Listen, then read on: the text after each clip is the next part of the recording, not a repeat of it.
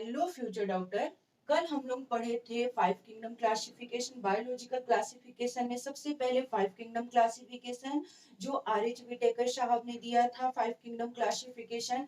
लेकिन किंगडम को देने का सबसे पहले माइंड में जिनके माइंड में आया था, उन महान साइंटिस्ट का नेम एरिस्टोटल था। और उन्होंने बताया कि जितना भी लिविंग ऑर्गेनिज्म है उसे टू कैटेगरी में रखे जाने चाहिए, प्लांटिया एंड एनिमेलिया। प्लांटिया में जो भी हर्ब है, सर्ब है, श्रब है और ट्री है, उन्हें रखे जाने चाहिए। फिर आगे जा करके कार्लस लिनियस साहब ने कहा कि ठीक है, केवल ट्री ही नहीं रखे जाएंगे, केवल नॉन वुडी और वुडी ही प्लांट नहीं रखे जाएंगे, इनमें प्लांटिया की कैटेगरी में कुछ और स्पीसीज को रखे जाने चाहिए, क्योंकि जिन स्पीसीज के पास सेल वॉल प्रेजेंट होते हैं उन्हें हम प्लांटिया की कैटेगरी में रख सकते हैं। तो कार्लस लिनियस साहब ने उन्हें प्लांटिया की कैटेगरी में बैक्टीरिया और फंगस को रखा। बैक्टीरिया को इसलिए रखा क्योंकि बैक्टीरिया के पास भी अपना सेल वॉल होता है, जो इसका सेल वॉल जो है वो पेप्टाइडोग्लाइकेन का बना होता है। और वही फंगस के पास भी सेल वॉल होता है, फंगस का सेल वॉल काइटिन का बना होता है। और प्लांट के पास भी सेल वॉल होता है जो सेलुलोज का बना होता है, इसलिए उन्होंने इसे प्लांटिया की कैटेगरी में रखा।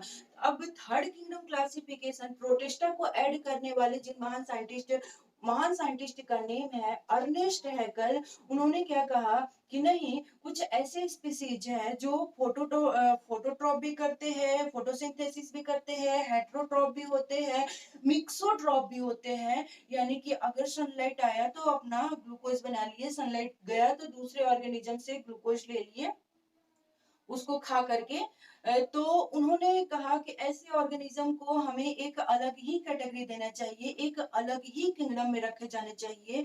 तो उन्होंने उसका नेम प्रोटिस्टा बताया कि प्रोटिस्टा जो ऐसा ऑर्गेनिज्म है जो फोटोसिंथेसिस भी करता है, हेटेरोट्रॉप भी होता है, मिक्सोट्रॉप भी होता है, इसका एक अलग कैटेगरी होना चाहिए, तो इसलिए उनके बातों को भी माना गया। आगे जाकर के हम देखते हैं कि कोपलैंड आते हैं। कोपलैंड ने क्या कहा कि ठीक है, वो तो सही है, लेकिन ना कुछ ऐसे ऑर्गेनिज्म हैं जिन्हें हम खाते हैं या जो वाटर में भी रहते हैं, एक्वेटिक भी होते हैं, टेरेस्ट्रियल भी होते हैं, तो इनका एक अलग ही कैटेगरी होना चाहिए। तो उन्होंने कोपलैंड साहब ने फंगस को ऐड किया। लास्ट में आर.एच. विटेकर आते हैं और आर.एच. विटेकर ने मोनेरा को ऐड किया। उन्होंने क्या कहा, आर.एच. विटेकर साहब कहते हैं कि फाइव किंगडम क्लासिफिकेशन जो दुनिया में सबसे पहले आया है उन्हें रखे जाने चाहिए, उसके बाद सेकंड, उसके बाद थर्ड, फोर, फाइव। तो उन्होंने सबसे पहले जिन्हें रखा उसका नेम मोनेरा बताया, second protista, third fungus, five Plantae and last animalia. Five kingdom classification तो उन्होंने दे दिया। मोनेरा को अगेन टू कैटेगरी में डिवाइड किया, आर्चीबैक्टीरिया, यूबैक्टीरिया। आर्चीबैक्टीरिया प्रिमिटिव ऑर्गेनिज्म है जो सबसे पहले सबसे ओल्डेस्ट बैक्टीरिया है। यूबैक्टीरिया जो एडवांस बैक्टीरिया के कैटेगरी में रखे उन्होंने, क्योंकि ये उसके बाद आया है। तो आर्चीबैक्टीरिया, यूबैक्टीरिया और प्रोटिस्टा में हम लोग देखे हैं कि चलो देखे एक सुंदर परिवार प्रोटिस्टा का।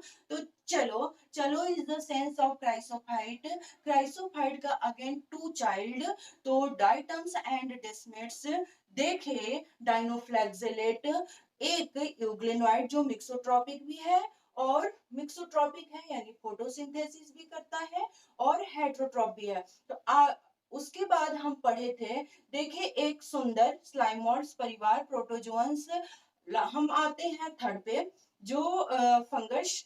फंगस के बारे में हमने स्टडी नहीं किया था, तो आज हम इम्पोर्टेंट टॉपिक फंगस के बारे में पढ़ेंगे। और फंगस के बारे में एक एक पॉइंट जो भी नीट में आने वाला होगा वो सारा का सारा पॉइंट मैं स्टोरी वाइज आप लोगों को क्लियर कराऊंगी। और एक बार आप लोग जाकर के एनसीईआरटी स्टडी करना और उसके बाद पीवाईक्यू सॉल्व करना, 100% आपको उसमें मिलेगा। तो हम लोग स्टार्ट करते हैं फंगस। फंजाई, ये फंजाई क्या होता है, ये कैसे आया है, यहाँ पे कितने सेल से मिलके बना हुआ है। तो फंगस को हम यूकैरियोट में रखते हैं। एक होता है प्रोकैरियोट, यूकैरियोट। प्रोकैरियोट में ओल्डेस्ट ऑर्गेनिज्म जो सबसे पुराना है, प्रिमिटिव है, उन्हें प्रोकैरियोट में रखते हैं, और जो एडवांस्ड ऑर्गेनिज्म है उन्हें हम यूकैरियोट में रखते हैं। तो इनको हम एडवांस्ड एनिमल की कैटेगरी में रखते हैं, यानी कि फंगस क्या हो जाएगा हमारा, यूकैरियोट। यूकैरियोट ये multi cellular, maximum multi cellular होता है, मल्टी सेल्यूलर, और बट एक्सेप्ट ईस्ट के, ईस्ट यूनिसेल्युलर है, यूनिसेल्युलर। ये एक्वेटिक भी होता है, टेरेस्ट्रियल भी होता है, टेरेस्ट्रियल। इनका मोड ऑफ न्यूट्रिशन, इनका reproduction,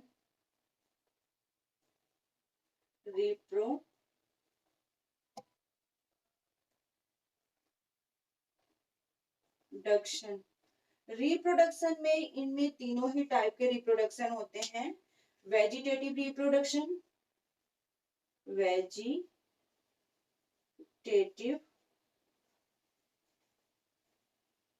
reproduction, vegetative reproduction, asexual reproduction, asexual reproduction and sexual reproduction, sexual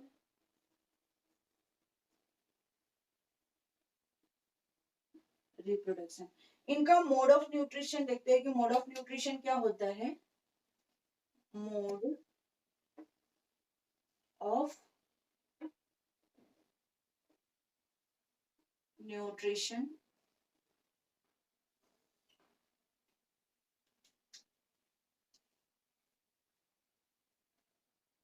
ये पैरासिटिक होते हैं, parasitic,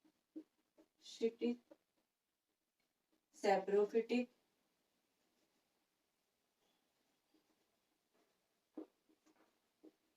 saprophytic, decomposers, composers and symbiotic associate, symbiotic एसोसिएंट।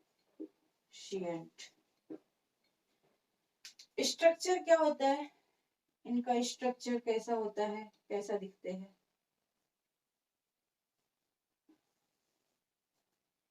ये मैक्सिमम ब्रेड पे ऐसे बैठे रहते हैं, सपोज ब्रेड पे कुछ जाली जाली सा ऐसा बनता है, इनके अंदर न्यूक्लियस है, कुछ में ये सेप्टा होता है, कुछ में सेप्टा नहीं होता है। ये है ऐसे, अगर कटा हुआ पार्ट रहेगा तो वो सेप्टेट है, सेप्टेट। एक पार्ट को, एक ब्रांच को हम कहते हैं हाइफा, हाइफा, और सारे को मिला करके हम माइशेलियम कहते हैं, माइशेलियम। हमारा फंगस का स्ट्रक्चर कुछ इस टाइप से देखने को मिलता है। हाइफा ब्रांचेस लाइक स्ट्रक्चर बनाते हैं, एक ब्रांच को हम हाइफा कहते हैं, सारे को मिला करके माइशेलियम कहते हैं। ये सेप्टेट भी होते हैं और ए सेप्टेट, इनका माइशेलियम जो है ए सेप्टेट भी होता है, ए सेप्टेट भी होता है और सेप्टेट भी होता है। ये क्या काम करते हैं कि अपना जो भी एंजाइम सेक्रेट करना होगा वो ब्रेड पे ले जाकर के अपना एंजाइम रिलीज करते हैं, ब्रेड पे रिलीज करते हैं। जैसे ही ब्रेड पे एंजाइम रिलीज करेंगे, ब्रेड से थोड़ा सा जो भी निकलेगा फ्यूम वगैरह, धुआं वगैरह, थोड़ा सा अगर धुआं निकलता है तो उससे वो ग्लूकोज एब्जॉर्ब करते हैं फंगस। हम देखते हैं कि फंगस पैरासिटिक होते हैं। पैरासिटिक का मतलब ये है कि लिविंग ऑर्गेनिज्म के बॉडी से ग्लूकोज निकालना। Parasitic, saprophytic. सैप्रोफिटिक का मतलब ये है कि डेड ऑर्गेनिज्म, जो भी डेड चीज है, डेड मटेरियल, उनसे अगर ये ग्लूकोज निकालते हैं तो इन्हें सैप्रोफिटिक कैटेगरी में रखते हैं। जैसे कि ब्रेड हो गया, तो ब्रेड से अगर ये ग्लूकोज निकाल रहे हैं तो उन्हें सैप्रोफिटिक कंडीशन में रखते हैं। डिकम्पोजर्स, अगर गार्बेज से या लिटर से, गार्बेज जिसे लिटर कहते हैं, उनसे अगर ये ग्लूकोज निकाल पा रहे हैं तो उन्हें हम डिकम्पोजर्स के कैटेगरी में रखेंगे। सिम्बायोंट एसोसिएशन क्या होता है? तो सिम्बायोंट एसोसिएशन का मतलब ये है कि किसी और से दोस्ती करके उनसे ग्लूकोज लेना और उन्हें कुछ प्रोवाइड करना, उसे हम कहते हैं सिम्बायोंट एसोसिएशन। तो आगे थोड़ा डिटेल पढ़ते हैं सिम्बायोंट एसोसिएशन के बारे में।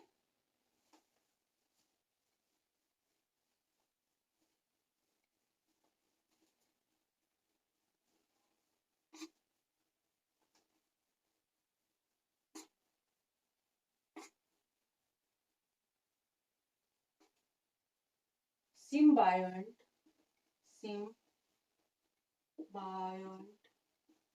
Association, association.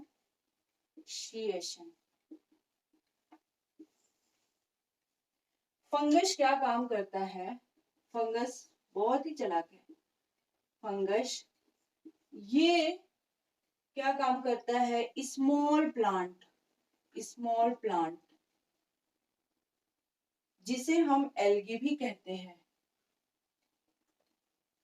एल्गी, ये इनसे दोस्ती करता है। जैसे सपोज स्मॉल प्लांट यहाँ है, इनसे आकर के, बहुत ही छोटा सा प्लांट है, इनसे आकर के फ्रेंडशिप करता है और कहता है कि भाई क्या करो कि मैं तुम्हारे रूट में यहाँ पे आकर के बैठ जाता हूँ और नाइट्रोजन फिक्सेशन करता हूँ। जो मिट्टी में जो नाइट्रोजन ट्रिपल बॉन्ड में, काफी टफ बॉन्ड में एक दूसरे से मिले हुए हैं, क्योंकि हमारे प्लांट को नाइट्रोजन की रिक्वायरमेंट होती है। तो ये क्या काम करता है कि फंगस कहता है स्मॉल प्लांट से कि प्लांट भाई तुम एक काम करो, मैं क्या काम करता हूँ कि तुमको मिट्टी से जो हार्ड बॉन्ड वाला नाइट्रोजन है ना, उसको सॉफ्ट बॉन्ड वाले नाइट्रोजन में कन्वर्ट करके, यानी कि N ट्रिपल बॉन्ड 3 है, इसे मैं NH3 में कन्वर्ट करके तुमको देता हूँ और तुम मेरे को बदले में फॉस्फेट यानी कि ग्लूकोज बना करके दो, और अंदर से जो भी फॉस्फेट मटेरियल होगा मैं तुम्हें ला करके दूंगा, लेकिन तुमको बदले में फोटोसिंथेसिस करके मेरे को ग्लूकोज देना होगा। तो स्मॉल प्लांट एल्गी जो है वो इसकी बातों को मान लेता है और दोनों ही मिल करके अपना ये हमारा जो प्लांट है वो फोटोसिंथेसिस करता है। एंड जो ये हमारा फंगस है, ये क्या काम करता है कि N ट्रिपल बॉन्ड N को जो काफी टफ बॉन्ड है, इन्हें सॉफ्ट बॉन्ड में कन्वर्ट करके प्लांट को देता है, फॉस्फेट वगैरह ला करके प्लांट को देता है, और दोनों ही काम करते हैं। इन दोनों से जो भी ऑर्गेनिज्म बनता है, इन दोनों में दोनों ही प्रॉपर्टी आ गया, फोटोसिंथेसिस भी करने का और हार्ड एलिमेंट को और सॉफ्ट में भी, हार्ड गैसेस को सॉफ्ट में भी कन्वर्ट करने का, फॉस्फेट वगैरह भी लाने का इजली। तो इनमें दोनों ही फंक्शन हो जाता है और इनसे जो भी ऑर्गेनिज्म प्रोड्यूस होते हैं उन्हें हम कहते हैं लाइकेन।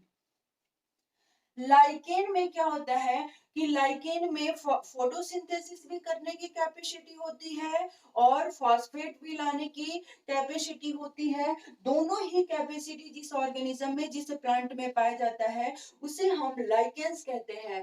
लाइकेंस में क्या होता है कि ये हमारे एयर पोल्यूशन से प्रिवेंट करते हैं, हमें एयर पोल्यूशन से प्रिवेंट करते हैं।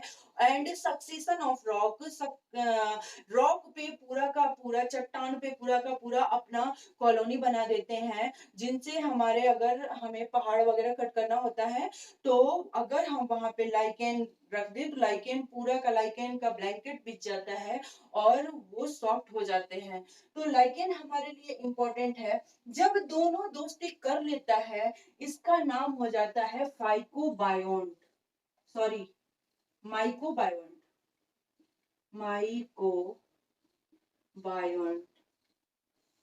जब प्लांट दोस्ती करता है इसे कहते हैं फाइकोबायोन्ट। अब फंगस तो ठीक है, छोटा प्लांट से कर लिया फ्रेंडशिप। अब इसको लगता है कि अगर छोटा प्लांट मान गया तो बड़ा भी तो मान ही जाएगा।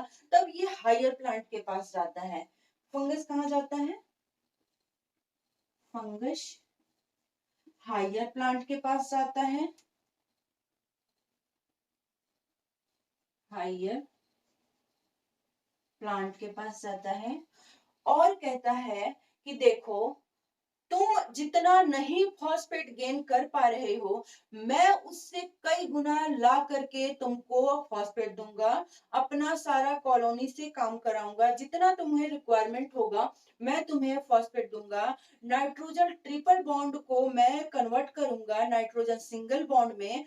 अब इतना इतना ज्यादा इसको देता है, प्रपोजल देता है कि मैं ये करूंगा, मैं वो करूंगा, तुम बदले में मेरे को बस ग्लूकोज बना करके दे देना। तो हायर प्लांट को भी ये सही लगता है कि चलो, सही बोल रहा है कि मैं उतना नीचे से तो नहीं खींच पा रहा हूँ और नाइट्रोजन को तोड़ने में बहुत डिफिकल्टी हो रही है, इसलिए क्यों ना हम इसके प्रपोजल को एक्सेप्ट कर ले। तो हायर प्लांट भी इसके प्रपोजल को एक्सेप्ट करता है। और इन दोनों से जो प्लांट बनते हैं उनमें दोनों ही कैपेसिटी रहता है, दोनों ही पावर रहता है कि फोटोसिंथेसिस भी कर लेना और हमारा जो फॉस्फेट को भी पुल्ड कर लेना।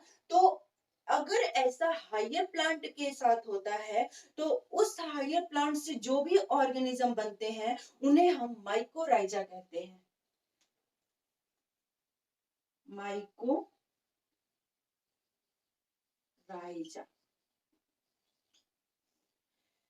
सिम्बायोंट एसोसिएशन तो समझ में आ गया होगा कि फंगस किसी से दोस्ती करके कि मैं तुम्हें ये दूंगा, तुम बदले में मेरे को ये देना। उसके बाद उनसे दोनों के प्यार मोहब्बत से जो नया ऑर्गेनिज्म प्रोड्यूस होता है उन्हें लाइकेन कहते हैं। लाइकेन हमारे लिए काफी इंपॉर्टेंट है। ये हमारे चट्टानों को तोड़ने में मदद करते हैं। उसके बाद हमारे एयर पोल्यूशन से प्रिवेंट करते हैं। फिर माइकोराइजा भी किससे बना हुआ है? तो माइकोराइजा स्मॉल प्लांट से, एल्गी से नहीं बना है, ये हायर प्लांट से बना है, फंगस से मिलकर के माइकोराइजा का, जिनमें फोटोसिंथेसिस भी हो सकता है और फॉस्फेट को पुल्ड करने की कैपेसिटी भी रखता है। हम देखते हैं कि आगे फंगस क्या क्या करता है।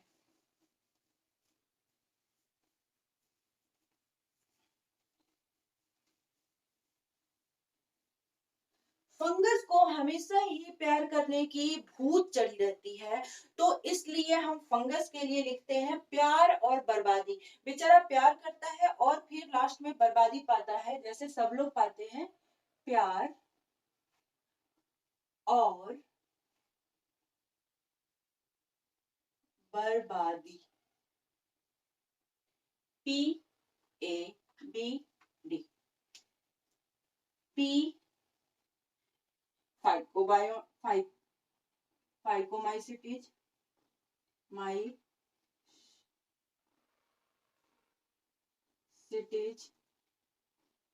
ए ascomycetes, ABD। Ascomycetes, B basidiomycetes, D Deuteromycetes.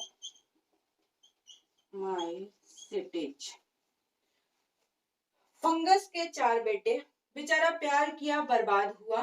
तो P is the sense of phycomycetes, A is equal to ascomycetes, B is basidiomycetes and last D is deuteromycetes. अब हम एक एक करके स्टडी करेंगे इन चारों पुत्र का। फंगस के चारों पुत्र की स्टडी करते हैं फाइकोमाइसिटीज के बारे में। फाइकोमाइसिटीज।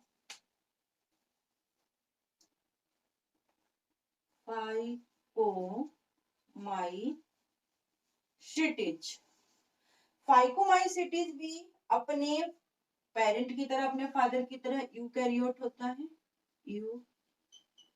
कैरियोट होता है। ये भी क्या काम करता है कि ये भी मल्टी सेलुलर होता है, मल्टी सेल्यूलर।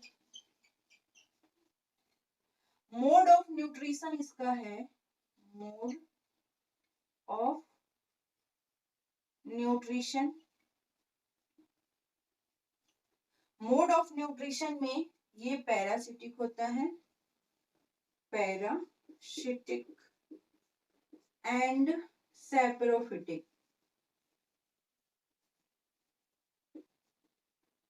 सैप्रोफिटिक। रिप्रोडक्शन कैसे करता है ये?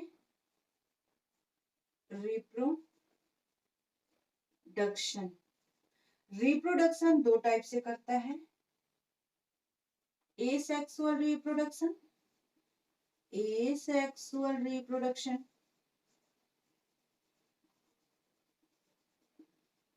And sexual reproduction. Sexual reproduction. इनमें जो माइसेलियम है,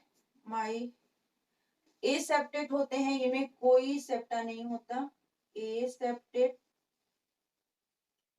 एंड कोइनोकाइटिक होते हैं।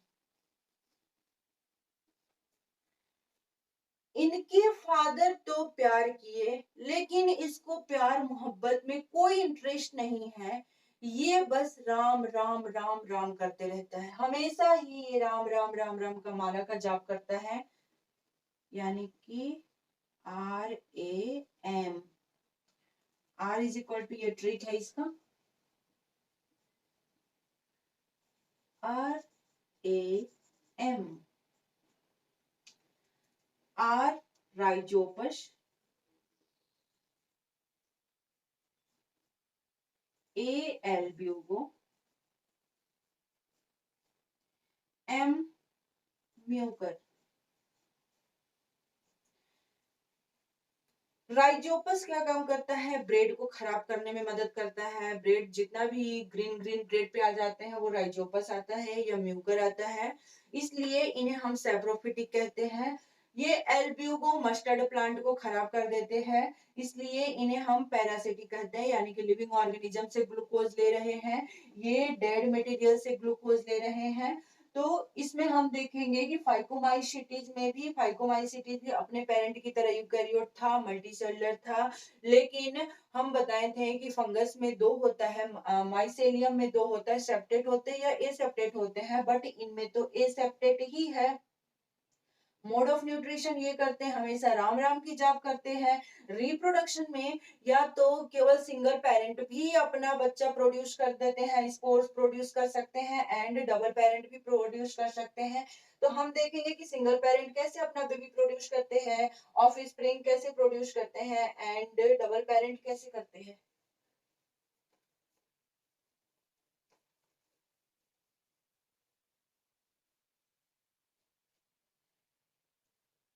फाइकोमाइसीटीज में, फाइकोमाइसीटीज का रिप्रोडक्शन पढ़ रहे हैं,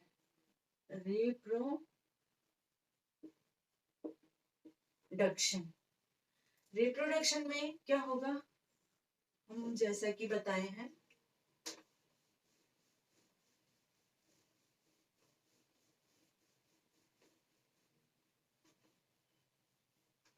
एसेक्सुअल,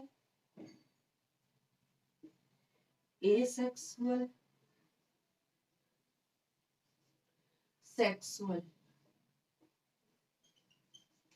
एसेक्सुअल में क्या होता है, जैसे ये हाइफा है, सारे को माइसेलियम कहते हैं, जब तक इन्हें न्यूट्रिशन मिल रहा है तब तक ये माइसेलियम ऐसे पतले पतले से लंबे लंबे से बनेंगे, लेकिन जैसे इन्हें दिखता है कि न्यूट्रिशन खत्म होने के कंडीशन में है, तो ये अपना ऐसे कुछ अपने माइसेलियम को, अपने हाइफा को ऐसे कुछ ये स्वेल कर देते हैं। इनके अंदर जितना भी न्यूक्लियस है, सारे के सारे न्यूक्लियस आकर के यहाँ बैठ जाते हैं। उसके बाद सारे पे सेल वॉल हो जाता है, cell wall, cell wall, cell wall, cell wall, cell wall, cell wall, cell wall. इसे हम कहते हैं स्पोरोफाइट। स्पोरोफाइट। ये पूरा फूल गया है, एक ही पॉकेट में सारे लोग बैठे हुए हैं, इन्हें हम कोइनोकाइटिक कहते हैं। कोइनोकाइटिक। सारे स्पोर्स बॉडी के अंदर प्रेजेंट हैं, सो it is called endogenous. Endogenous. अब खाना पीना पूरा का पूरा कंप्लीट खत्म हो गया है, न्यूट्रिशन इनके पास से, तो फिर क्या काम करते हैं कि ये जो स्पोरोफाइट का जो पॉकेट था ना, वो ब्रस्ट हो जाएगा और सारे के सारे स्पोर्स बाहर निकल जाएंगे। ये धीरे धीरे धीरे धीरे ब्रस्ट हो जाता है और सारे के सारे स्पोर्स बाहर निकल जाते हैं। इनमें 2 टाइप के स्पोर बने हुए हैं। First zoospores and second एप्लानोस्पोर्स।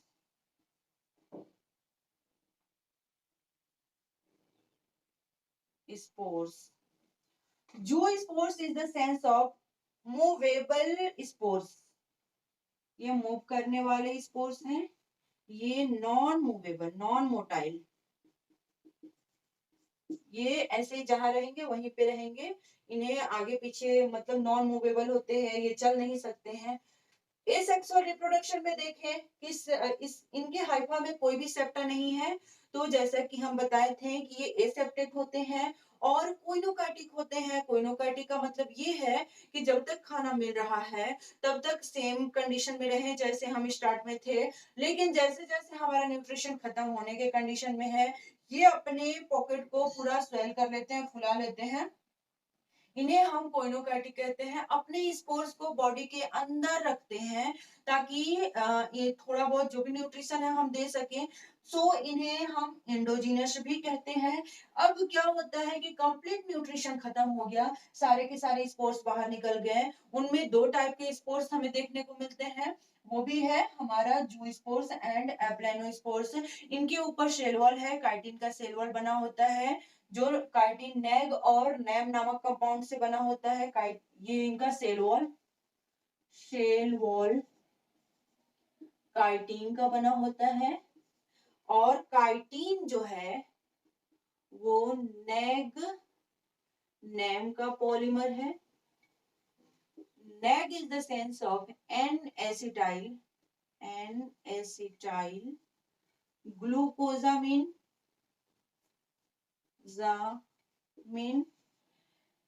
NAM is the sense of N-acetyl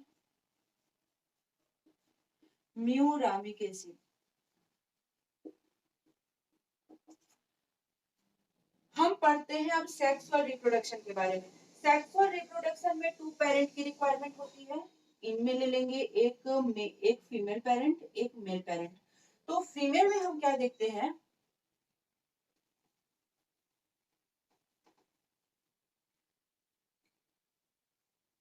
कुछ ऐसे ऐसे हैं।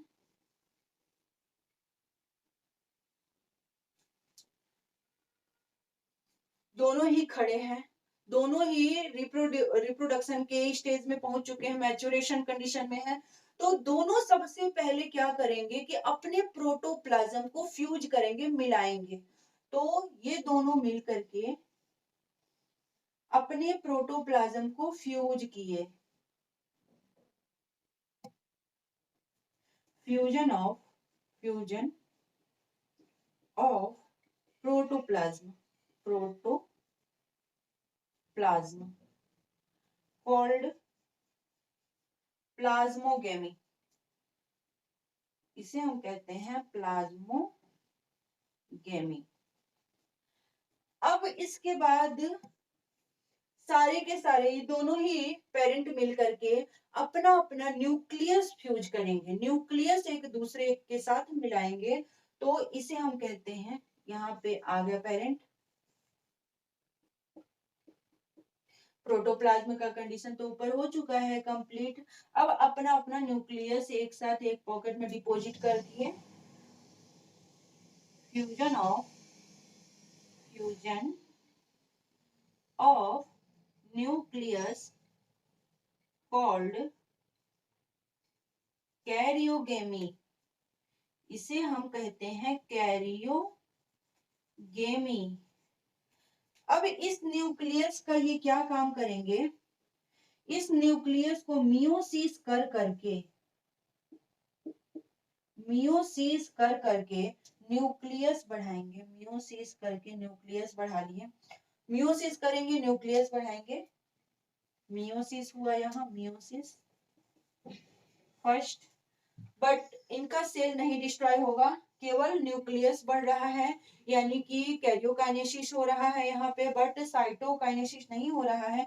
फिर अगेन ये मियोसिस करेंगे, मियोसिस टू, मियोसिस टू, तो मियोसिस अगर ये टू किए, फिर इनका ये प्रोटोप्लाज्म बड़ा सा हो जाएगा, न्यूक्लियस बहुत सा न्यूक्लियस हो जाएंगे।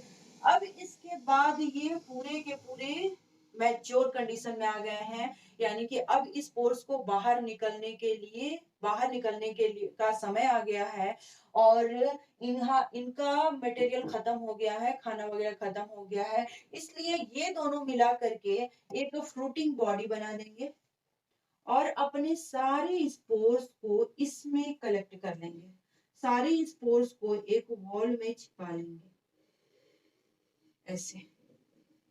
इसे हम कहते हैं इनका अब ये ब्रस्ट होकर के सारे के सारे स्पोर्स बाहर निकल जाएंगे, सारे स्पोर्स बाहर निकल जाएंगे, इन्हें कहते हैं ओसाइट।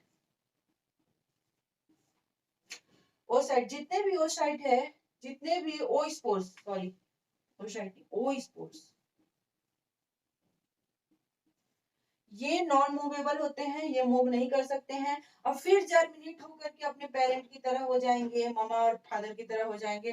तो सबसे पहले इनका एसेक्सुअल रिप्रोडक्शन हुआ था, जो बॉडी के अंदर हुआ था।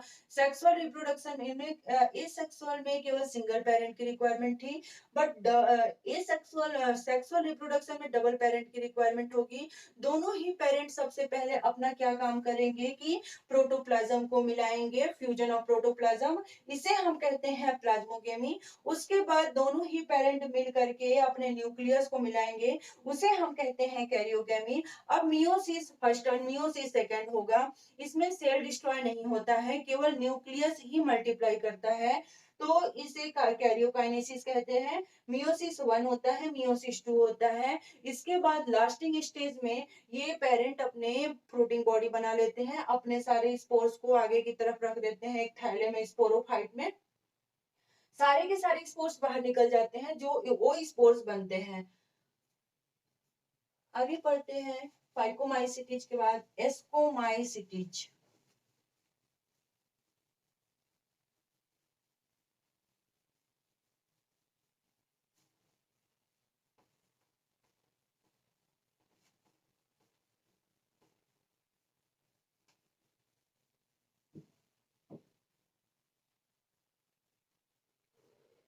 एस्को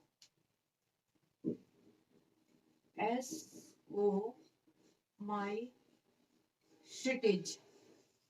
एस्कोमाइसिटिज के बारे में स्टडी कर, यानी कि फंगस के सेकंड बेटे के बारे में स्टडी करने जा रहे हैं। तो ये भी अपने पेरेंट की तरह यूकैरियोट है, ये भी मल्टी सेलुलर होता है, बट इसमें एक यूनिसेलुलर होता है, मल्टी सेलुलर एंड यूनिसेलुलर दोनों ही होते हैं ये, एंड यूनिसेलुलर। ये सेप्टेट है, माइसेलियम इनका सेप्टेट होता है। एस्कोमाइसिटिज को हम सैक फंगस भी कहते हैं, SAC सैक फंगस। ये रिप्रोडक्शन अपना, इनका मोड ऑफ न्यूट्रिशन क्या होता है, मोड ऑफ न्यूट्रिशन हेट्रोट्रॉप तो होते ही होते हैं। हेट्रोट्रॉप में कौन सा हेट्रोट्रॉप, हेट्रोट्रॉप, तो कौन सा हेट्रोट्रॉप, पैरासिटिक होते हैं, सैपेरोफिटिक होते हैं,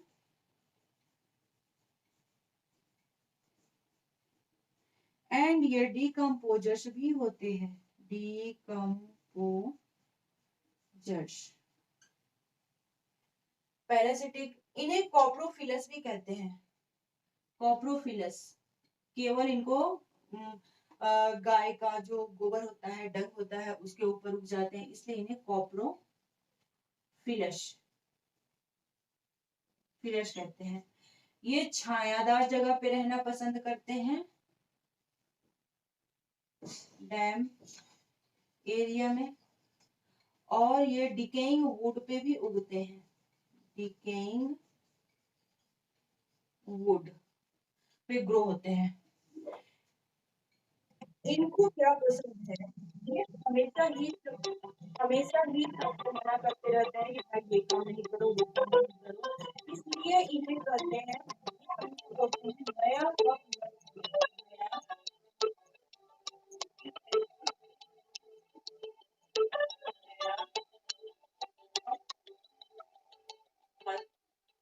लो, अपने भाइयों को मना करते रहता है, नया कप मत लो। NYACPMT and न्यूरोस्पोर्स,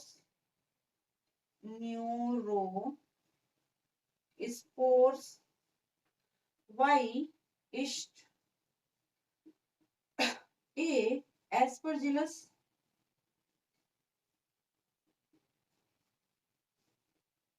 C claviceps, P penicillin, M morels, T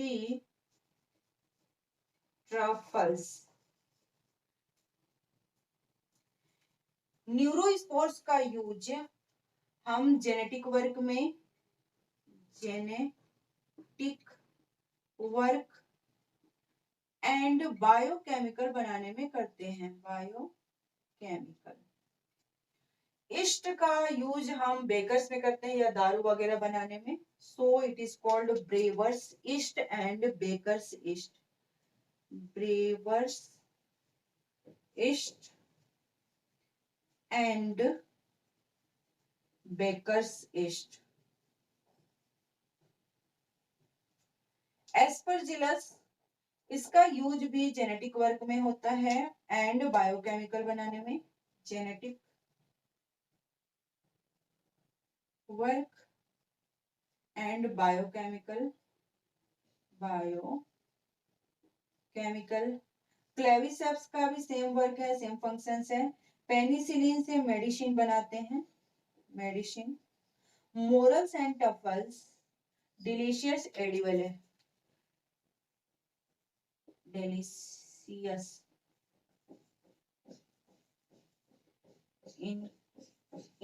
इन्हें हम खाते हैं, खाने में यूज करते हैं। हम देखते हैं एस्कोमाइसिटीज, एस्कोमाइसिटीज फंगस का दूसरा बेटा है।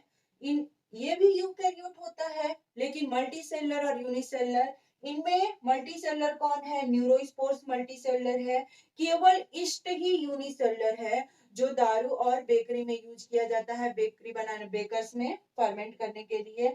एस्परजिलस, ये भी मल्टीसेलर, ये भी मल्टीसेलर, ये भी पेनिसिलिन, मोरल्स एंड टफल्स सारे के सारे मल्टीसेलर हैं। हम देखते हैं कि इन्हें हम सेक फंगस भी कहते हैं। सेक फंगस क्यों कहते हैं, आगे हम स्टडी करेंगे। मोड ऑफ न्यूट्रिशन क्या होता है इनका, पैरासिटिक होते हैं। पैरासिटिक का मतलब ये है कि लिविंग ऑर्गेनिज्म से ये ग्लूकोज निकालते हैं, सैप्रोफिटिक डेड मटेरियल से ग्लूकोज निकालते हैं, और डिकम्पोजर्स ये कचरे से ग्लूकोज निकालते हैं।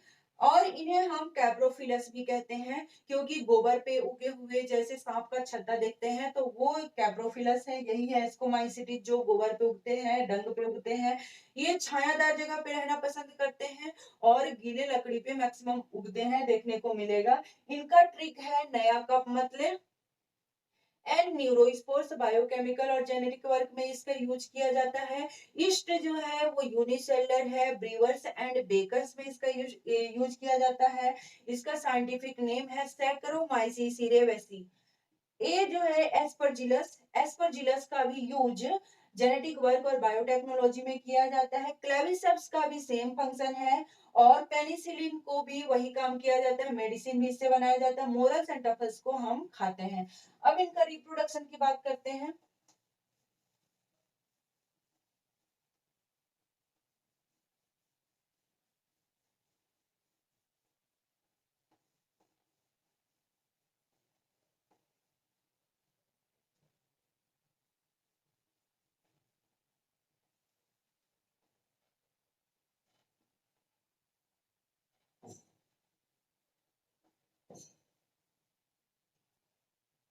रिप्रोडक्शन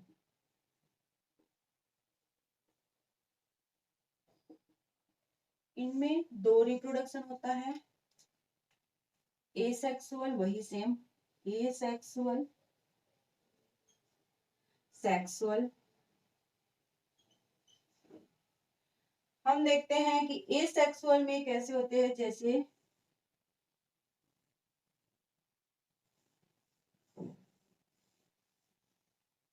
ये सेप्टेट हैं, सेप्टेट हैं।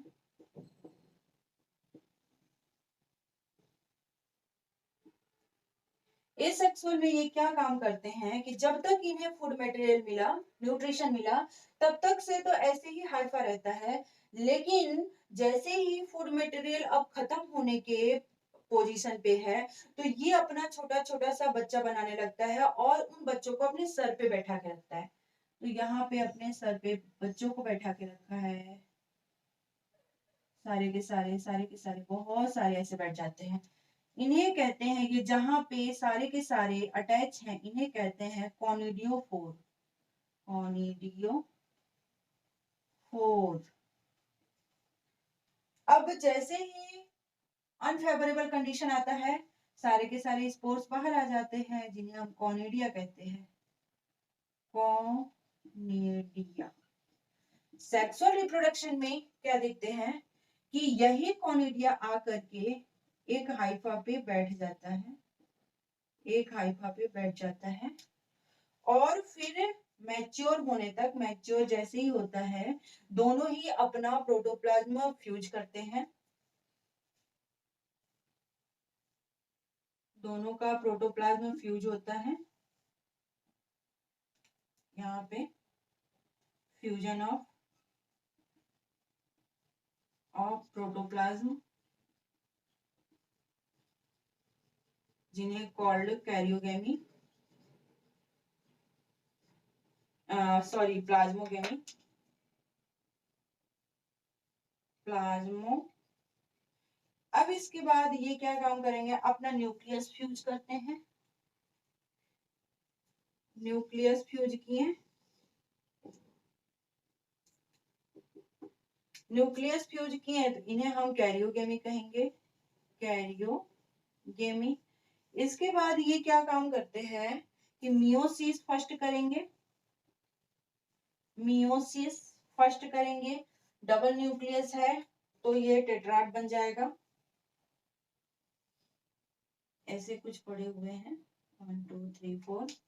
फिर इसके बाद मियोसिस सेकंड होगा, मियोसिस सेकंड, मियोसिस सेकंड होता है तो इनमें बहुत सारे ये हो जाते हैं, बहुत सारी स्पोर्स, बहुत सारे न्यूक्लियस मल्टी न्यूक्लिएट हो जाते हैं। अब ये मल्टी न्यूक्लिएट क्या काम करते हैं कि अनफेवरेबल कंडीशन में, कंप्लीट मैच्योर हो गया है, स्पोर्स बाहर निकलने के कंडीशन में है, तो ये कुछ ऐसे सेक लाइक स्ट्रक्चर बनाते हैं, सारे के सारे स्पोर्स को इसमें भर देते हैं, सारे के सारे स्पोर्स इसमें भर गए हैं और फिर सारे के सारे स्पोर्स निकल जाएंगे। इन्हें हम कहते हैं ascocarp, ascocarp, and this is called ascospores.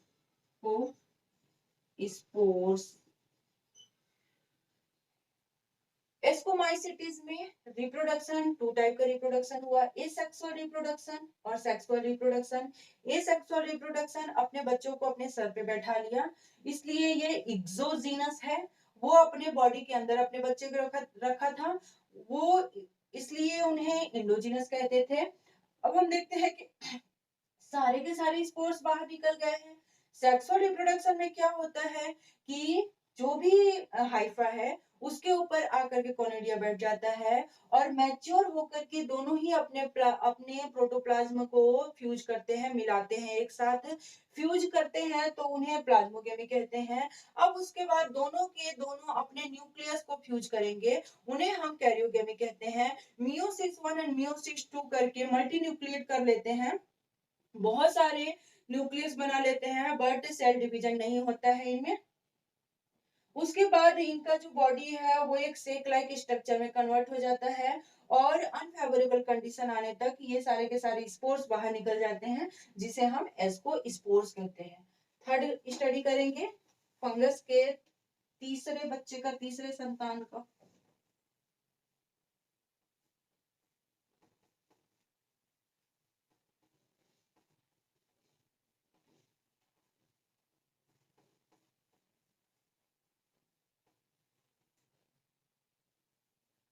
वो है बैशिडियोमाइसिटीज।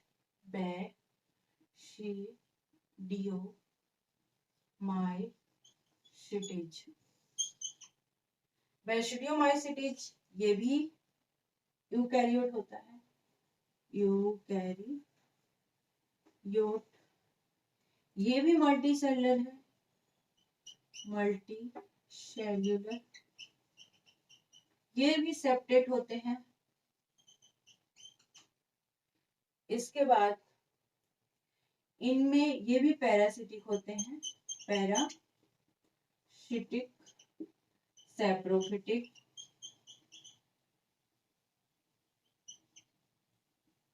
डिकम्पोजर्स,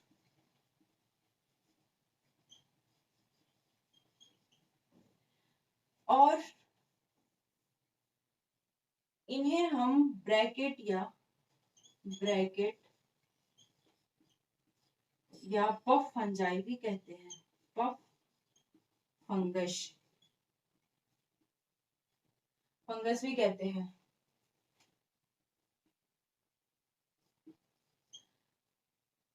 इनका जो भी संतान उत्पन्न होगा वो बोलेगा बापू। B is basidiomycetes, A P U, A agaricus जो मशरूम हम खाते हैं, पी पक्सिनिया,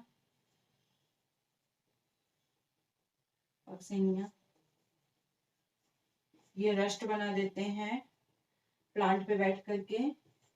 यू यूटिलेगो, ये स्मट बना देते हैं, मस्टर्ड प्लांट, स्मट। इनका रिप्रोडक्शन कैसे होगा? रिप्रोडक्शन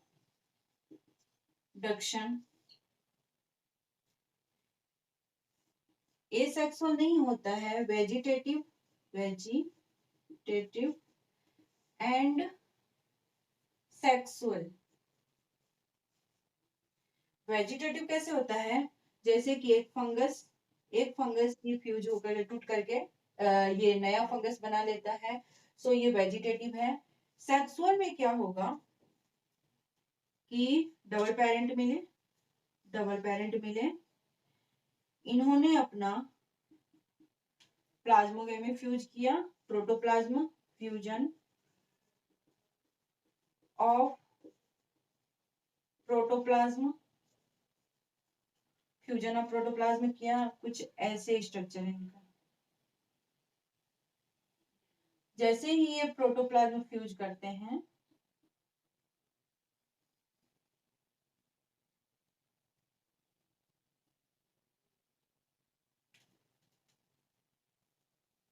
इन्हें हम प्लाज्मोगेमी कहेंगे। प्लाज्मोगेमी, अगेन ये अपना अपना न्यूक्लियस फ्यूज करते हैं।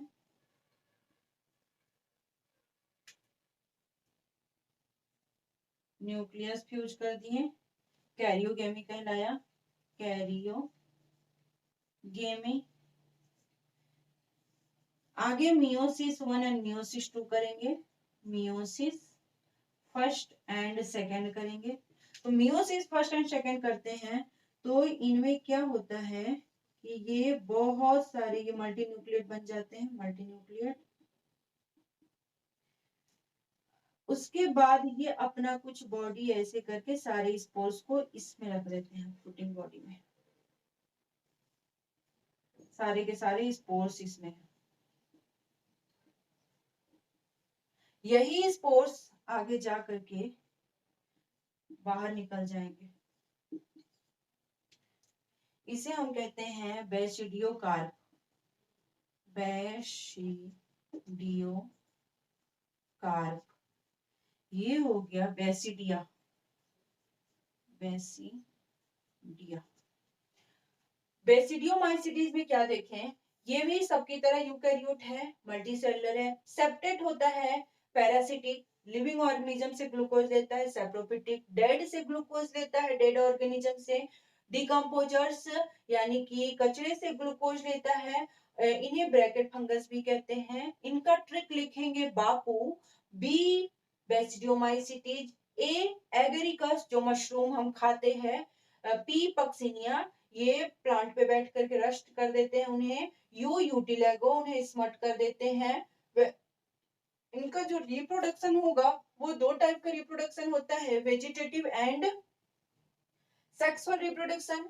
वेजिटेटिव में इन्हीं का बॉडी का कुछ पार्ट टूट करके नया फिर से हाइफा बना देता है, नया फंगस बना देता है, तो ये वेजिटेटिव रिप्रोडक्शन। सेक्सुअल रिप्रोडक्शन में इनमें मेल और फीमेल दोनों हैं, प्लाज्मोगेमी होगा, कैरियोगेमी होगा, मियोसिस 1 मियोसिस 2 करके मल्टी न्यूक्लिएट बना देंगे। उसके बाद फ्रूटिंग बॉडी बनाएंगे, पफ बॉल लाइक चारों तरफ अपने स्पोर्स को उसमें रखेंगे, जिन्हें हम कहते हैं बेसिडियो। फ्रूटिंग बॉडी जिन पे अटैच है उनको कहते हैं बेसिडियोकार्प। सारे के सारे स्पोर्स बाहर निकले उन्हें हम कहते हैं बेसिडिया। अब लास्ट है फंगस का, ड्यूट्रोमाइसिटीज।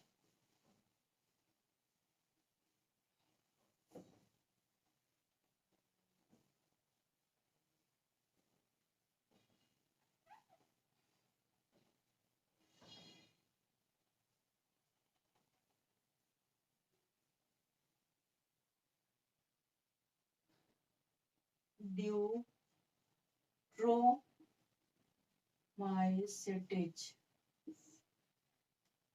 ये भी यूकैरियोट होता है, यूकैरियोट। ये भी मल्टीसेलुलर होता है। इन्हें इम्परफेक्ट फंगस कहते हैं, इम्परफेक्ट फंगस। ये क्या काम करते हैं, ये भी पैरासिटिक होते हैं, parasitic, saprophytic, फिटिक, decomposers.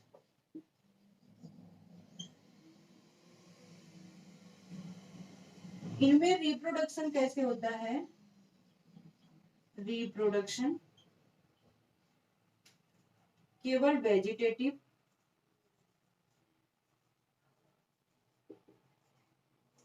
And asexual, sexual reproduction नहीं होने की वजह से इन्हें इम्परफेक्ट फंगस कहा जाता है, एसेक्सुअल रिप्रोडक्शन। इसका एग्जांपल एक ट्रिक के थ्रू समझेंगे, ट्रिक।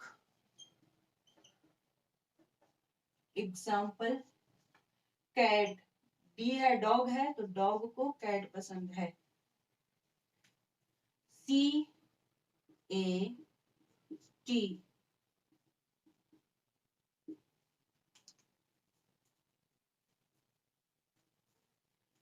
कोलेटोट्रिकम, कोलेटोट्रिकम, अल्टरनेरिया,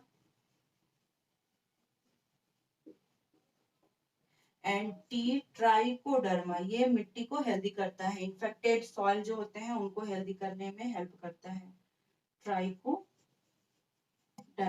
इसलिए फंगस, कुछ फंगस हमारे फ्रेंड भी हैं, कुछ फंगस हमारे दुश्मन भी हैं, ये हार्मफुल भी होते हैं, यूजफुल भी होते हैं।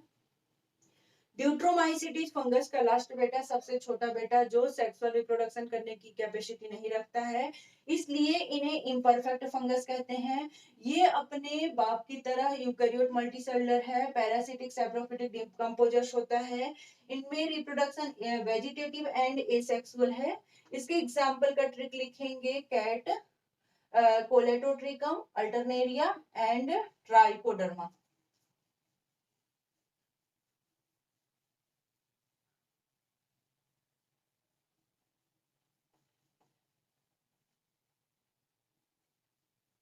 तो सबका ट्रिक है, फंगस का हम ट्रिक लिखें। फंगस का ट्रिक है प्यार और बर्बादी, प्यार और बर्बादी, PABD, PABD, phycomycetes. Example trick, phycomycetes, ascomycetes, basidiomycetes, Deuteromycetes. Fungus में फाइकोमाइसिटीज का ट्रिक है, इसको हमेशा ही ये राम राम का जप करते रहता है। राम, RAM, R हो गया Rhizopus, Rhizopus, A Albugo, M Mucor. Ascomycetes बोलता है सबसे, नया कप मत ले, नया कप मत लो, NYACPMT,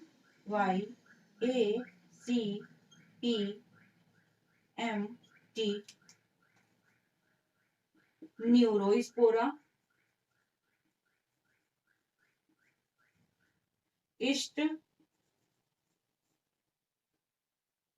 Aspergillus,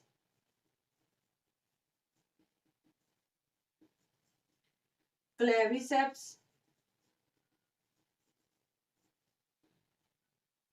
penicillin, morels and टफल्स।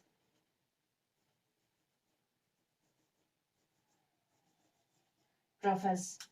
Basidiomycetes में देखेंगे तो इसका है बापू, B is basidiomycetes, BAPU, B basidiomycetes, A agaricus, P पक्षिनिया,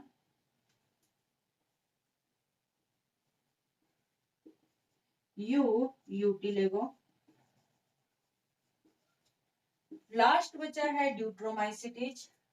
Deuteromycetes के एग्जाम्पल का ट्रिक है, कैट, डॉग को कैट पसंद है, CAT, C colletotrichum, colletotrichum, A Alternaria,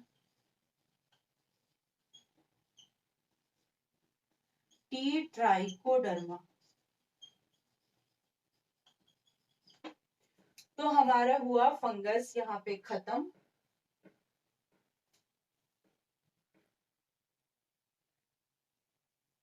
आगे का टॉपिक है वायरस। फुल ट्रिक के साथ फंगस खत्म हुआ। एनसीईआरटी का एक एक लाइन, इससे फंगस, इसमें से फंगस का जितना भी क्वेश्चन होगा इससे एक्स्ट्रा नहीं आएगा।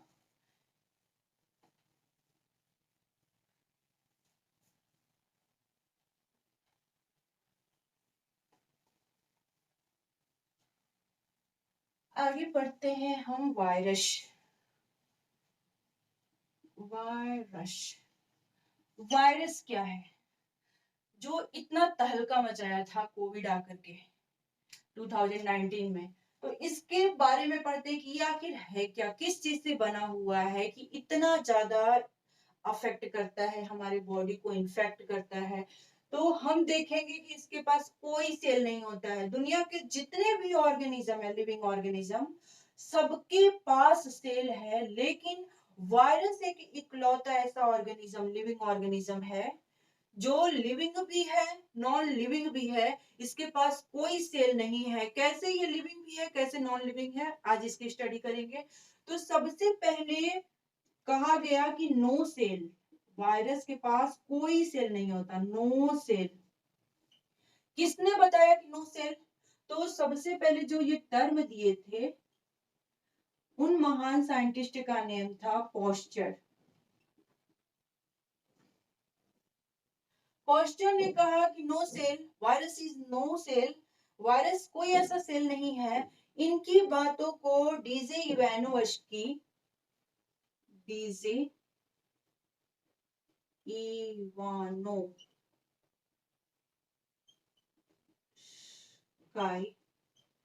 सुन रहे थे। उन्होंने 1892 में क्या किया कि आखिर ये सेल नहीं है तो ये क्या है। उनके माइंड में ये आया कि हमें स्टडी करना चाहिए कि ये सेल नहीं है तो आखिर ये क्या है जो इतना लोगों को ये कर रहा है, इफेक्ट कर रहा है। तो इसलिए इन्होंने क्या कहा कि सबसे पहले देखा कि टोबैको प्लांट है वो खराब हो रहा है। तो उन्होंने टोबैको प्लांट से स्टडी किया। तो एक इन्फेक्टेड टोबैको प्लांट के लीफ को लिए,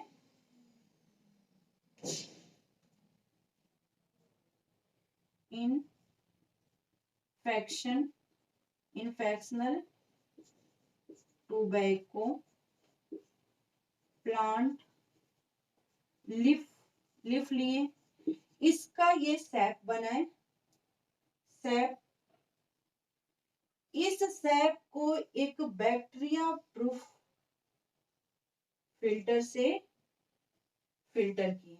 बैक्टीरिया प्रूफ फिल्टर से सैप को फिल्टर किए। सैप इसमें डालें, सैप आया। अब इस सैप को क्या किए कि healthy tobacco plant, healthy tobacco plant leaf पर ये डाले। तो फिर क्या देखते हैं, ये इन्फेक्टेड टोबैको प्लांट लीफ है जिनके ऊपर कुछ ऐसे ऐसे ऐसे ऐसे कीड़े ऐसे दिखाई नहीं दे रहे हैं, बट ऐसे ऐसे रिंकल टाइप के हैं। तो इसके बाद इन्होंने हेल्दी टोबैको प्लांट लीफ पे उसको डाला। फिर क्या देखते हैं कि ये प्लांट भी, ये लीफ भी डिजीज वाला लीफ हो गया है। ये भी इसमें भी इन्फेक्शन फैल गया है। तब उन्होंने थिंग दिए, टू थिंग्स, दो बातें बताई। बताया कि ये तो जहर है, ये क्या है, जहर की तरह है, जो बैक्टीरिया से भी छोटा है, smaller than, very very smaller than bacteria. फिर पॉस्चर ने कहा कि कोई सेल नहीं है। इवानोव्स्की ने इसकी स्टडी करनी चाहिए 1892 में। फिर इन्होंने क्या किया कि एक tobacco plant, unhealthy tobacco plant लिया। अनहेल्दी टोबैको प्लांट को क्या किए कि उसका सैप निकाले। सैप निकाल करके बैक्टीरिया प्रूफ पेपर पे इसे फिल्टर किया। फिल्टर करने के बाद फिर उसे हेल्दी टोबैको प्लांट लीफ पे डाले। तो जैसे ही डाले वो प्लांट भी, उसको भी इन्फेक्शन हो गया, वो भी इन्फेक्टेड हो गया। तब उन्होंने दो बातें बताई कि ये तो एक जहरीला ऐसा मटेरियल है, कुछ जहरीला चीज है, और ये बैक्टीरिया से भी छोटा है। इनकी बातों को एक और साइंटिस्ट सुन रहे थे,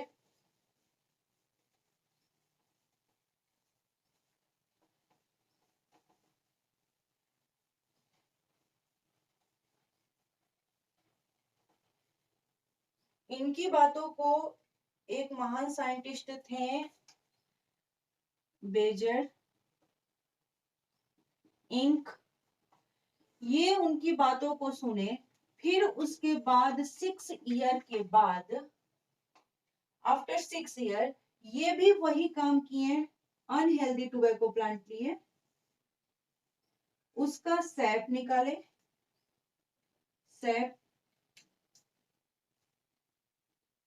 सैप निकाले, फिर उसको बैक्टीरिया प्रूफ फिल्टर से फिल्टर किए, बैक्टीरिया प्रूफ फिल्टर से फिल्टर किए। उसके बाद फिर इन्होंने हेल्दी, ये अनहेल्दी टोबैको प्लांट है, अनहेल्दी टोबैको प्लांट, इन्होंने क्या किया कि हेल्दी लीफ पे डाला, हेल्दी टोबैको प्लांट लीफ पे ऐड किए। कंटिन्यू ये बार बार ये इस चीज को करते रहे, कंटिन्यू ये करते रहे, ये किए कि बार बार ऐसा ही किए, कितनी बार किए। लेकिन फिर बाद में इन्होंने टू थिंग्स दिया, टू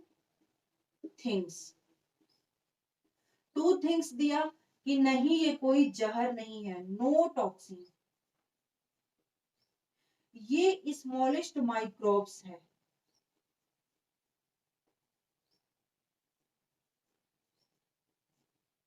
माइक्रोब्स जो पैथोजन क्रिएट कर रहा है, जो डिजीज कॉज कर रहा है। बेजरिंग ने क्या किया कि ये 1898 में फिर बार कंटिन्यू करते रहे, कितनी बार किए। फिर लास्ट में जा करके टू थिंग दिए कि नहीं, ऐसा नहीं है कि ये जहर है, ये छोटू सा कोई माइक्रोब है जो डिजीज कॉज कर रहा है। तब इनकी बात को एक और साइंटिस्ट सीरियस में लिए, उनका नेम था स्टैनले।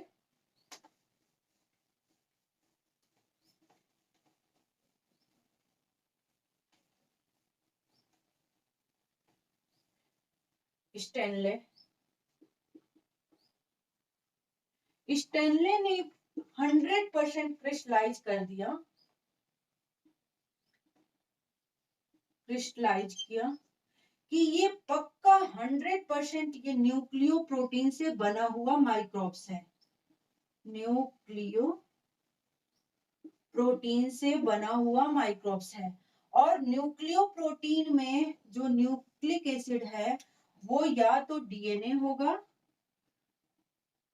या आरएनए होगा, और प्रोटीनेशियस कवर होगा उसके ऊपर, प्रोटीनेशियस कवर होगा। ये प्रोटीनेशियस कवर कुछ इस टाइप से इन्होंने क्रिस्टलाइज किया, ये प्रोटीनेशियस कवर कुछ इस टाइप से होगा। इनको कहते हैं कैप्सिड, कैप्सिड।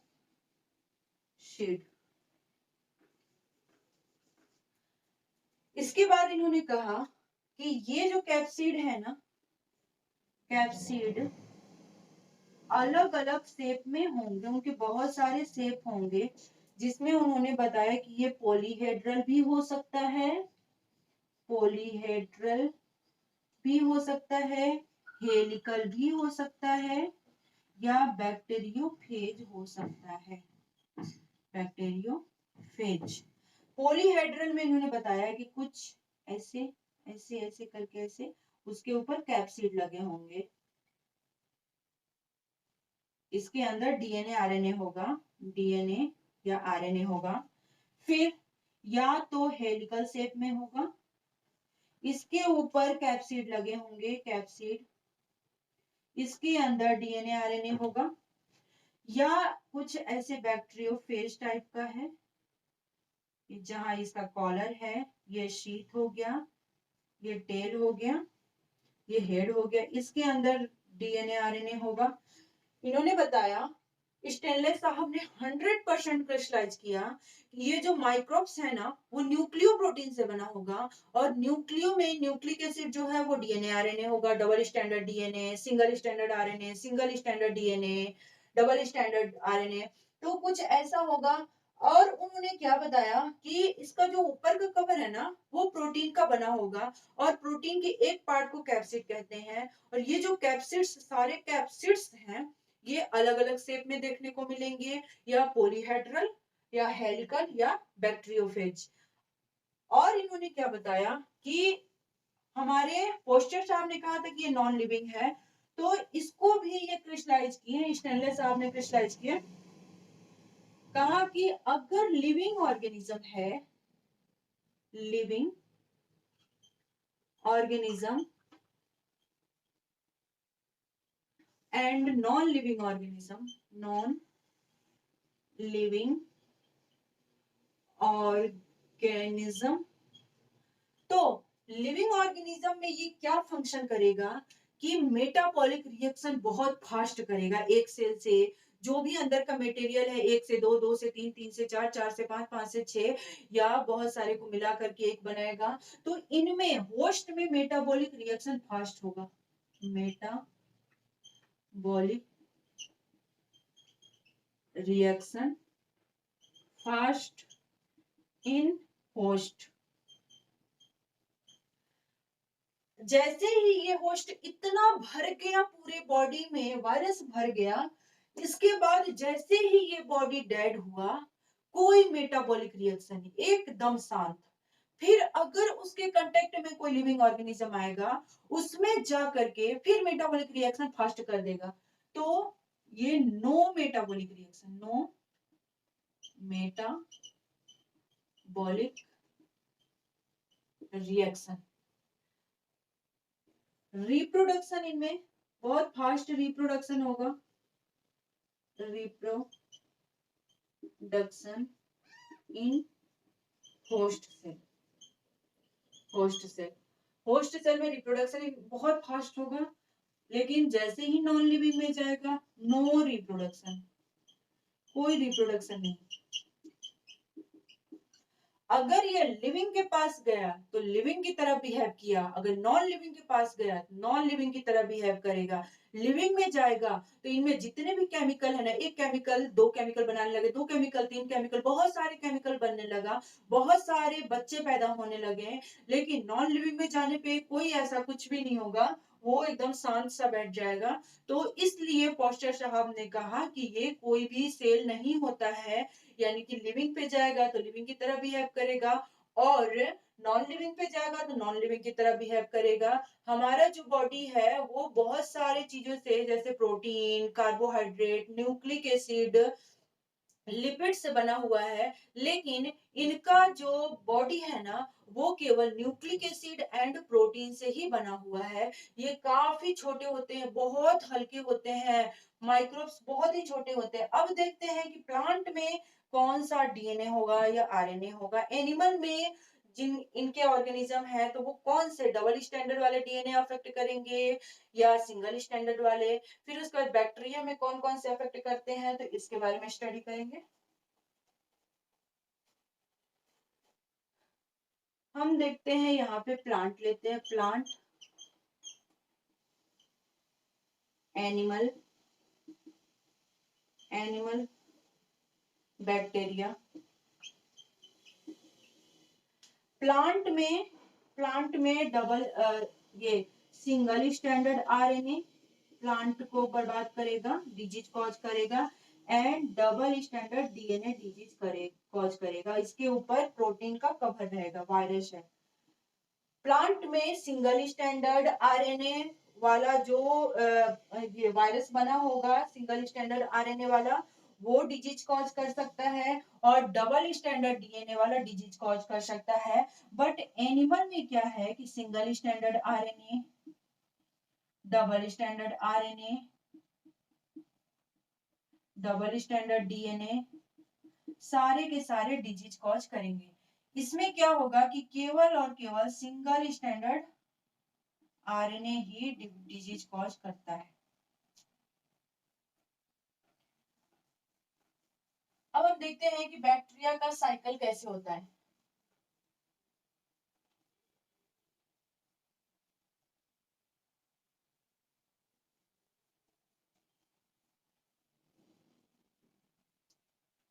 साइकिल अरे सॉरी, वायरस का साइकिल, लाइटिक, लाइटिक या लाइसोजेनिक। लाइटिक में क्या करता है कि जैसे ये बैक्टीरिया पे बैठा, बैक्टीरिया के ऊपर बैठा है वायरस,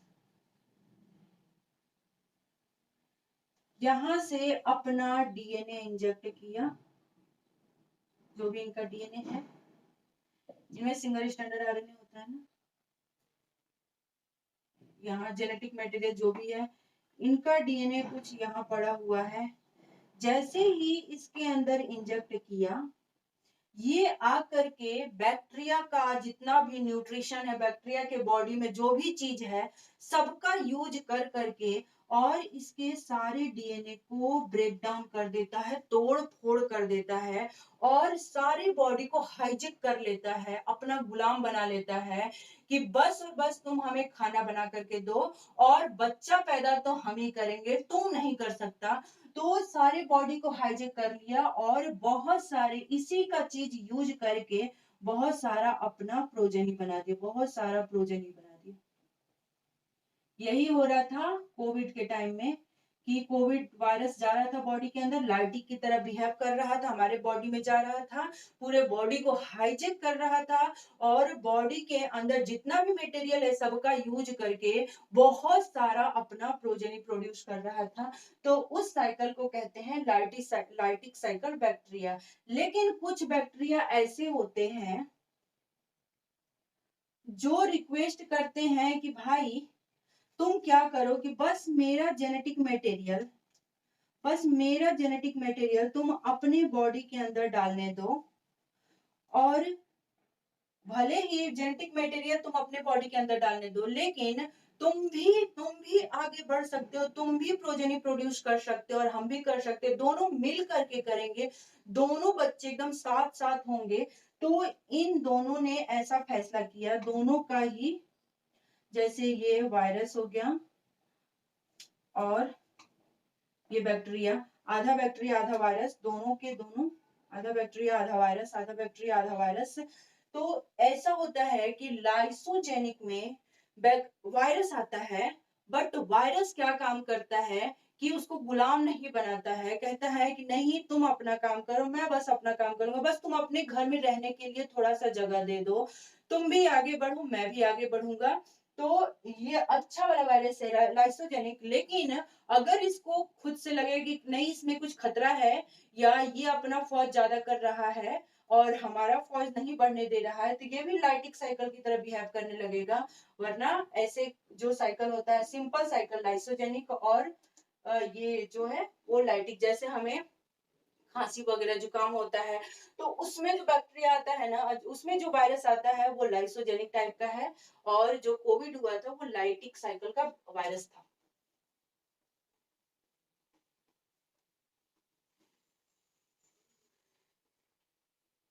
एक और साइंटिस्ट आते हैं, TO TO Diener. TO Diener ने वायरस से भी छोटा माइक्रोब्स को बताया कि स्मॉलर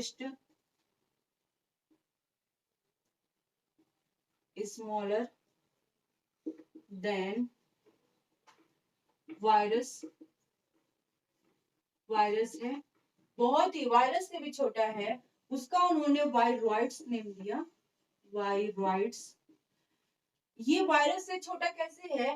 तो टीओ डाइनर साहब ने बताया कि ये इसलिए वायरस से छोटा है क्योंकि वायरस का जो बॉडी था ना वो प्रोटीन और डीएनए आरएनए से बना हुआ था, लेकिन इसके पास कोई प्रोटीन नहीं है, no protein,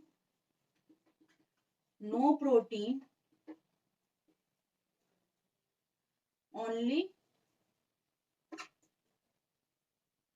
made from RNA. इसके पास कोई प्रोटीन नहीं है, केवल ये आरएनए से बना हुआ है।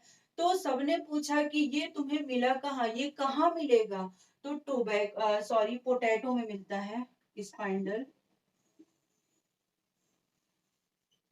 पोटैटो डिजीज, पोटैटो को ये डिजीज कॉज करने वाला वायरस है, इसलिए इसे हम स्पाइंडल पोटैटो डिजीज वायरस कहते हैं। सबसे यानी कि वायरस से भी छोटा, बैक्टीरिया से छोटा तो वायरस का पता चला, लेकिन वायरस से भी छोटा ऑर्गेनिज्म है जिनके पास कोई प्रोटीन नहीं है, जिनका बॉडी केवल आरएनए से मिलकर बना हुआ है, और वो हमारे पोटैटो को डिजीज कॉज करता है, इसलिए इसे हम पोटैटो डिजीज कहते हैं। एक और वायरॉइड्स, इसका नेम तो वायरॉइड्स हो गया, इसी का एक भाई है प्रियॉन्स। प्रियॉन्स ये क्या काम करता है, ये हमारे न्यूरॉन को ही इफेक्ट करता है, न्यूरोलॉजिकल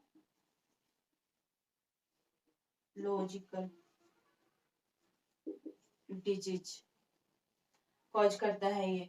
तो सबसे पहले इसका जो स्पीसीज है, जैसे इसमें क्या प्रेजेंट होता है, तो इसमें कोई आरएनए डीएनए नहीं प्रेजेंट होता है, इनमें एब normal protein, folded, highly folded protein होता है, एब नॉर्मल हाईली फोल्डेड प्रोटीन। इसके डिजीज का नेम है स्पॉन्जीफॉरम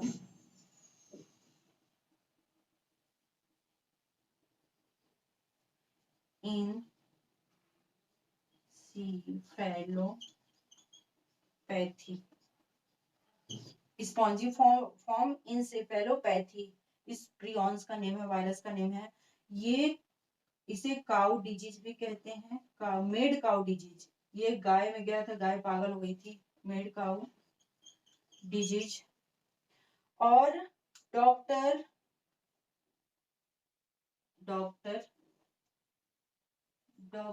सीआर जैकब डिजीज भी कहते हैं। डॉक्टर सीआर जैकब थे, इनके बॉडी के अंदर प्रियॉन्स गया, इनका जो भी न्यूरॉन्स है, जो भी न्यूरॉन्स में जो प्रोटीन पड़े हुए हैं, उस प्रोटीन को फोल्डेड करके वो कोमा में चले गए। तो अगर ये किसी भी वो क्या होता है कि केवल प्रोटीन से बना होता है, इसमें कोई भी डीएनए आरएनए नहीं होता है, वो भी एबनॉर्मल प्रोटीन है, और अगर ये गाय में गया तो गाय पागल हो गई, और ह्यूमन में गया तो ह्यूमन कोमा में चला गया, और वो कोई भी काम करने लायक नहीं बचा। तो ये है प्रियॉन्स, जो हमारा वायरॉइड्स का ही भाई है, जो वायरस से ही लिया हुआ है जन्म। तो वायरस को हम देखें कि स्मॉलेस्ट माइक्रोब्स है, जिसको क्रिस्टलाइज के स्टैनले साहब ने सारा 100% क्रिस्टलाइज करके बताया। फिर उसके बाद पोटैटो में देखा गया तो वायरॉइड्स आया है, जो केवल जिनका बॉडी केवल आरएनए से बना होता है। प्रियॉन्स में देखा गया कि वो उससे भी छोटा है, इनका बॉडी केवल प्रोटीन से बना होता है, वो भी एबनॉर्मल प्रोटीन है। ये जिसके बॉडी में जाएगा सबसे पहले वहां पे कहा जाता है, हमारे ब्रेन में जाता है, और ब्रेन में जो भी प्रोटीन है उसको एबनॉर्मल कर देता है, फोल्डेड कर देता है, जिससे कि या तो वो इंसान पागल हो जाता है या कोमा में चला जाता है।